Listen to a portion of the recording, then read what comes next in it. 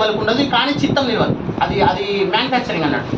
తన ఆలోచన ఉంటుంది కదా, ఒక పని మీద శ్రద్ధ పెట్టలేరు. మన పొరపాటు కాదు, కలియుగం కాలమే అట్లా దరిద్రపు కాలం అన్నట్టు. ధర్మం ఒకటే పాదం మీద పోతా అంటారు. ఒక పని మీద లక్షణం ఉంటుంది. ఒక పని చేయమన్నాం అనుకో, ఎందుకు ఇది ఎందుకు చేయాలి, ఇది చేయకపోతే ఏమైంది, రకరకాల ప్రశ్న వస్తుంటాయి. తప్పే కాదు. స్వామివారు ఏం చెప్పిండు అంటే, ఇక ఇంత పరిస్థితి దిగజారి బుద్ధి దిగజారిన వాళ్ళకు ఒక్కటి చెప్తాం. ఇక ఎక్కువ కష్టం అది. ఒక్క పేరు పలుకుతే చాలు.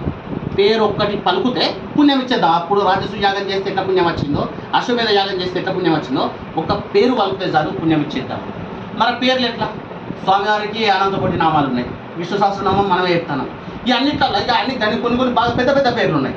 అవునా, కేశవాయ నమః, మాధవాయ నమః, గోవిందాయ నమః, ఇంకా పెద్ద పేర్లు కూడా వద్దు.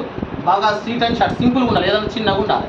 అవును, ఒక 2 నిమిషాల వీడియో కూడా మనం చూస్తలేదు, 15 సెకండ్ల వీడియోకి వచ్చింది కాలం ఆల్రెడీ. అవునా, సో తీరు అట్లా మారుతూ ఉంటుంది అన్నట్టు. ఎట్లా బాగా చిన్నగా ఉండాలి, చిన్నగా అన్నింటికంటే చిన్నగా ఉన్న నామం ఇస్తా అని చెప్పి. ఏం నామం అయ్యా అంటే, లోకం మొత్తం మీద ఎత్తి అన్నిట్లలో సర్వశ్రేష్టమైన నామం తీసింది రామనామం. రామనామం తీసినాక ఇక్కడ మరి మాసంటే సందేహ ప్రాణం ఉంటారు కదా, రామనామం ఎందుకన్నా? అవునా, ఇంకో నామం చెప్పచ్చు కదా, 2 అక్షరాలతో లేకపోతే ఇంకో దానితో అనొచ్చు కదా. రామనామమే ఎందుకు తీసిండు?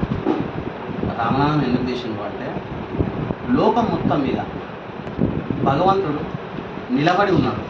కానీ లోకం ఎట్లా ఆలోచిస్తుందంటే, అసలు భగవంతుడు ఎట్లా ఉన్నాడు?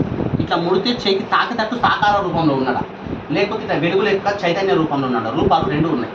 ఒకటి ముడితే చేయికి తాకుతుంది, చేయికి తాకే దాన్ని సాకార రూపం అంటారు. దీన్ని మనం విగ్రహాల్లో పెట్టుకొని చూస్తుంటాం. ఒకటి చైతన్య రూపం, ఇట్లా ఒక ప్రకాశం లెక్కనో, లేకపోతే ఆలోచన లెక్కనో, దర్శనం లెక్కనో, కన్ను మూసుకుంటే కళ్ళ ముందు దేవుడు వచ్చిండు అని చెప్తుంటాం. ఇది ప్రకాశ రూపం అంటాం, లేదా చైతన్య రూపం. ఇట్లా ఏ రూపంలో ఉన్నారు అని పెద్దలందరూ ఆలోచిస్తూ ఉంటే ఒక గురుస్వామి చెప్పిండు, అరే నీకు తెలిసినవి 2 రా, నీకు తెలిసినవి 2. అవునా, కానీ స్వామివారి యొక్క రూపాలు 1000 ఉన్నాయి. మనం ఇప్పుడు చదువుతాం, ఏం చదువుతాం? ఇంజనీరింగ్ అన్న, మెడిసిన్ అన్న, 2 చదువుతాం. ఎందుకంటే మనకు ఆఫీసర్ వేసింది, అయితే డాక్టర్ కావాలి, ఇంజనీర్ కావాలి. కానీ ఇంకా 1000 ఉన్నాయి చదువు. అట్లా స్వామివారికి ఇంకా 1000 రూపాలు ఉన్నాయి, అంతకంటే ఎక్కువ కూడా ఉన్నాయి. మనకు తెలియకపోతే ఎట్లా?